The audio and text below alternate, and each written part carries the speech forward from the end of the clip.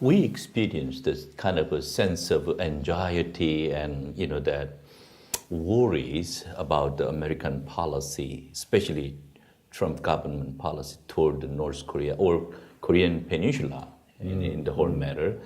And of course, I think in the US, we are still learning that what is the whole policy and that impact to the whole society. So yes, it was interesting. Many times the Korean church leaders asked us about our own opinion, but we were clear that church stands our own, very important gospel-centered message about liberation and peace, and the whole, that the matter of a life-giving, the mission. So we shared that common concern with them about the Trump governmental, direction. But definitely we say we will continue partnering, advocate peace and justice.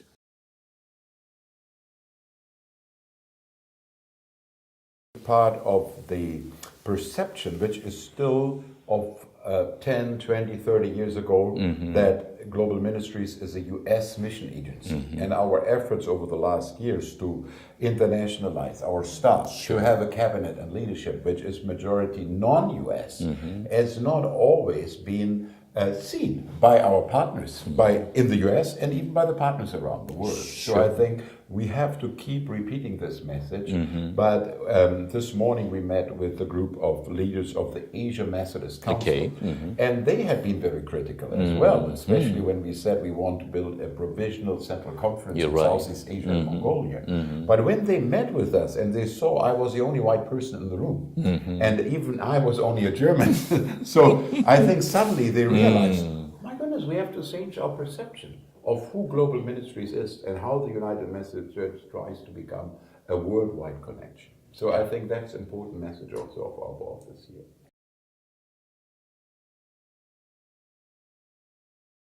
This is a regional office for Asia, so we are very clear that this is not a Korean office.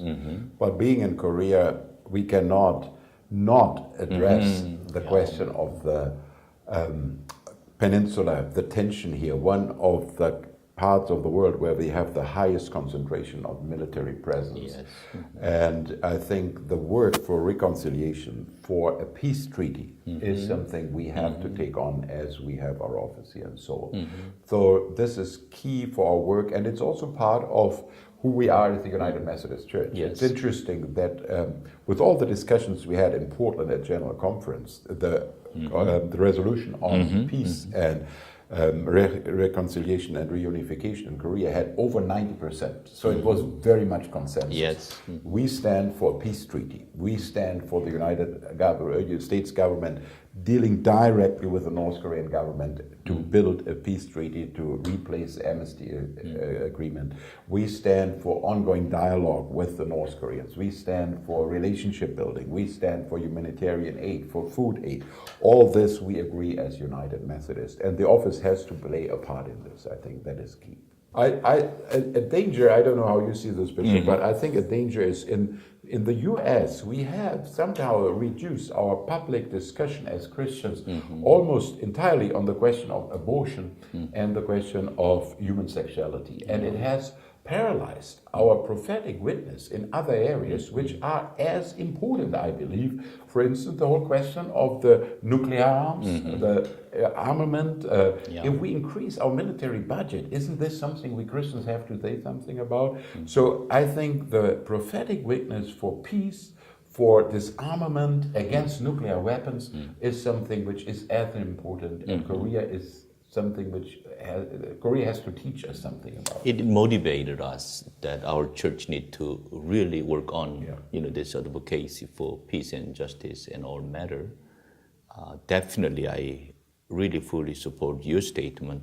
You're right. We need to balancing, but our call to be prophetic, about the whole society. I think Korea is outcry at this moment with such a that clear conflict and the fear of war and others. I think that's we got to work for that.